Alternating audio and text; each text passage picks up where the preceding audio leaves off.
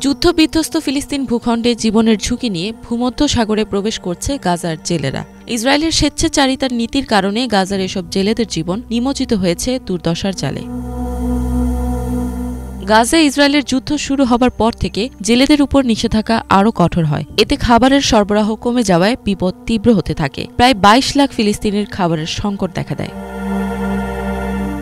যুদ্ধ শুরু হবার আগে গাজায় ৪,০০০-এরও বেশি জেলে এবং শতাধিক অপেশাদার লোকজন মাছ ধরার কাজে নিয়োজিত ছিল এবং এটিই ছিল তাদের একমাত্র জীবিকা। জেলেরা বলছে তাদের মাছ ধরার জায়গা অত্যন্ত সীমিত। ইসরায়েলি জাহাজগুলো যে কোনো মুহূর্তে তাদেরকে এসে মেরে ফেলতে পারে। যুদ্ধের প্রথম সপ্তাহগুলোতে গাজা উপত্যকায় সব বন্দরে বোমাবর্ষণ করে ইসরায়েলি দখলদার বাহিনী। এ সময় তারা বেশিরভাগ মাছ ধরার নৌকা ধ্বংস করে দেয়। ইসরায়েলি হামলার ভয়ে মাছ ধরা বন্ধ করে দেয় জেলেরা।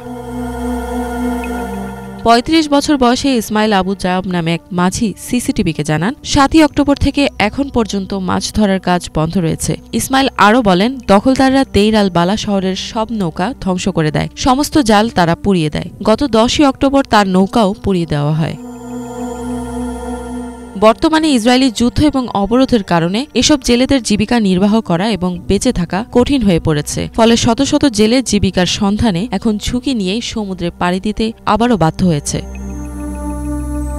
ইসমাইল বলেন, অবরোধের কারণে তাদের জীবন নরকে পরিণত হয়েছে। ইসরায়েলি বাহিনীর নৃশংস কর্মকাণ্ড জেলেদের জীবনকে প্রভাবিত করেছে। মাত্র আধা কিলোমিটার সমুদ্রে যাত্রা করার পরই ইসরায়েলি সামরিক নৌযান তাদের লক্ষ্য করে গুলি করে। এতে অনেকে আহত এবং নিহতও হন। ১ মিটার যাত্রা করার পর বেঁচে থাকা যাবে কিনা এর কোনো নিশ্চয়তা নেই বলেও জানান ইসমাইল। ইফাত জাহান, বাংলাভিশন।